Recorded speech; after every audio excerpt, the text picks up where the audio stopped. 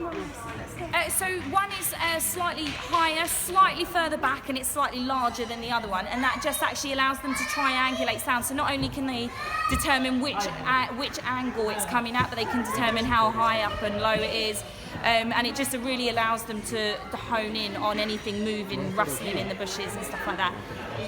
Yeah, it kind of builds up like a 3D image in their head. So even in pitch black, they'll fly through the forest and still be able to avoid trees and branches and things like that because it builds up just from the sound alone, yeah.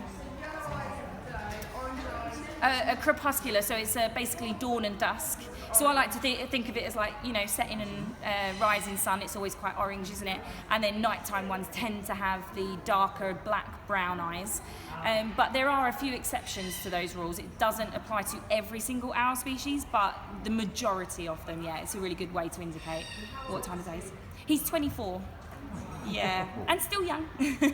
So some owl species actually won't get that old. A lot of them tend to only get to between sort of 7 to 12 years. The older ones get a little bit older than that, so he can actually live between 40 and 60. So. We don't have any female Eurasian eagle owls, unfortunately, no. So he's a little bit of just a bachelor on his own. How many mice will you get through a day? So he's on a sort of set amount at the moment of mice and chick. It's what we call their flying weight, so in the summer, so that he's light enough and got enough energy to fly around. But in the winter months, we'll up that so that he actually puts on the fat for the colder months, and it will cause him to molt as well then and bring in these new feathers.